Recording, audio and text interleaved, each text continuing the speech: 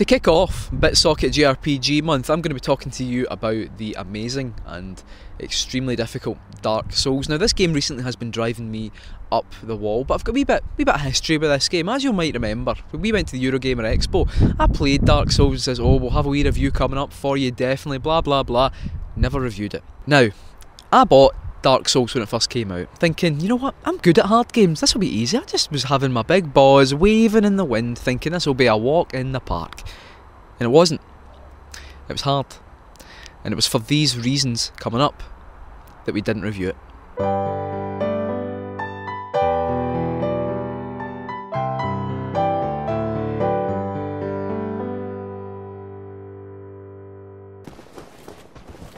I made it about an hour, maybe two, into the game.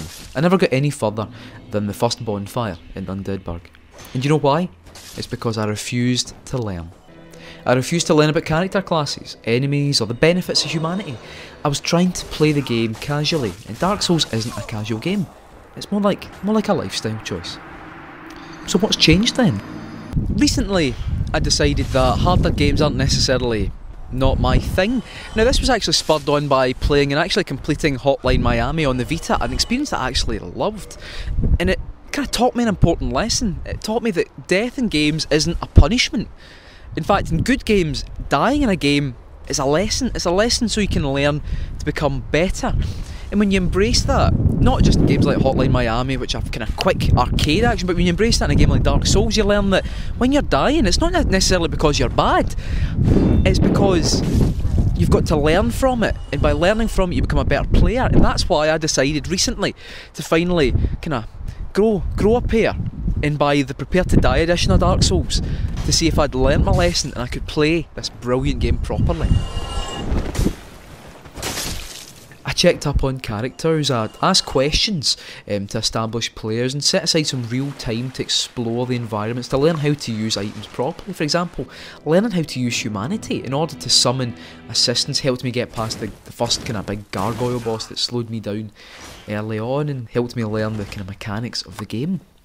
This isn't to say it's been clear sailing. There's been many deaths, missteps, and on two occasions being cursed. Almost to the point where I went insane and destroyed my controller. But it's worth every death, because every death brings you closer to that perfect run, anticipating enemy attacks, parrying, blocking, using what would seem like foresight if it wasn't for the 10 deaths that preceded. There's a feeling of elation that comes around when you complete the final boss in a game. It's relief and accomplishment all mixed together.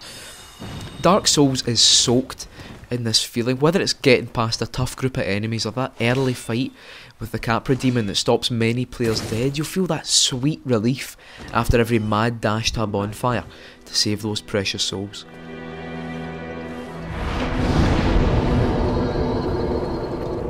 Dark Souls isn't just an important JRPG, it's an important game full stop. It's a game that needs, in fact it deserves to be played.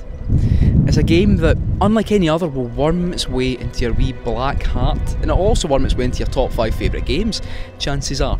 It's a brilliant game, it's a game that challenges you like no other, it's a game that expects a lot from you, but when you give it what it wants, it's a beautiful experience, an experience like any other. Just keep your eye out, make sure you're doing what you should be doing, and there's absolutely nothing you cannot achieve in this perfect game.